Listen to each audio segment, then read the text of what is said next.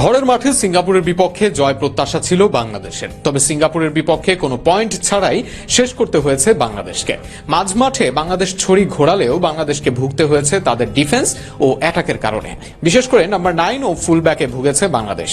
গোলরক্ষক মিতুল মারমাও ছিলেন না নিজের সেরা ছন্দে। সেসব ভুলে এবার ঘুরে দাঁড়ানোর আশা বাংলাদেশের। তবে এবার আরও এক কঠিন প্রতিপক্ষের বিপক্ষে নামবে হ্যাভিয়ার কাব্রেরার দল। র্যাঙ্কিংয়ে 153তে থাকা হংকংয়ের বিপক্ষে মাঠে নামবে বাংলাদেশ দল। সর্বশেষ 5 প্রতিযোগিতামূলক ম্যাচে যাদের নেই কোনো হার। এই ম্যাচের আগে নিজেদের সমস্যা নিয়ে কাজ করতে চাইবে বাংলাদেশ দল। এর মাঝে নাম্বার 9 এর জন্য জায়ান হাকিমের সঙ্গে যোগাযোগ করা হচ্ছে। আগস্টের পর বাংলাদেশের হয়ে খেলার কার্যক্রম শুরু করতে পারেন তিনি। সেক্ষেত্রে অক্টোবরে ম্যাচের আগে তাকে পাওয়ার ব্যাপারে আশাবাদী অনেক ভক্তরা। জায়ানকে পাওয়া না গেলেও পাওয়া যাবে বেশ কয়েক প্রবাসী ফুটবলার। জুনে যে 45 জন প্রবাসী ফুটবলার নিয়ে ওপেন ট্রায়ালে যাবে বাংলাদেশ দল, আর সেখানে আছে করিম হাসান স্মিথের মতো খেলোয়াড়। এছাড়াও যুব দলের জন্য প্রস্তুত করা হচ্ছে তানিল শালিক ও সুলিভান দুই ব্রাদার্সকে। সব মিলিয়ে হংকংয়ের বিপক্ষে ম্যাচের আগে পাওয়া যাবে দল গোছানোর সময়। জল ঘোলা করে সিঙ্গাপুরের বিপক্ষে ম্যাচে ছিলেন না কিউবা মিচেল। সান্ডারল্যান্ডের যুব দলের এই অ্যাটাকিং মিডফিল্ডার আসতে পারেন পরবর্তী ম্যাচে। সেক্ষেত্রে মাঝমাঠে আরও শক্তি বাড়বে বাংলাদেশ দলের।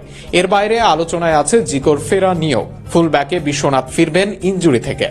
ইসা তাজরা জানিয়ে রাখলেন ফেরার দাবি। সব মিলিয়ে ভুল ত্রুটি সূত্রে আবারও ঘুরে দাঁড়ানোর পালা বাংলাদেশের। হংকং বাংলাদেশের চেয়ে শক্তিশালী, তবে অপরাজেয় নয়। নেপালের সঙ্গে ড্র করা দলটা যে নেপালকে এখন প্রায়শই হারায় বাংলাদেশ দল। এছাড়াও ভারতের সঙ্গে হোম ম্যাচে জয় পেতে তাদের লড়াই করতে হয় শেষ পর্যন্ত। তাও গোল আসে পেনাল্টিতে। যদি সেখানে সুযোগ মিস না করতো ভারত, তবে ফলে আসতে পারত পরিবর্তন। সব মিলিয়ে নিজেদের খেলাটা দিতে পারলে হংকং এর বিরুদ্ধে লড়াই করা ও জয় পাওয়া সম্ভব বাংলাদেশ দলের জন্য। অক্টোবরের 9 তারিখ মুখোমুখি লড়াই নামবে বাংলাদেশ ও হংকং। বাংলাদেশ ফুটবলের নবজাগরণ টিকিয়ে রাখতে এই ম্যাচের জয় যে খুব গুরুত্বপূর্ণ বাংলাদেশের জন্য। এএসপি নিউজের সাথে থাকার জন্য ধন্যবাদ। সাবস্ক্রাইব করে সাথে থাকুন।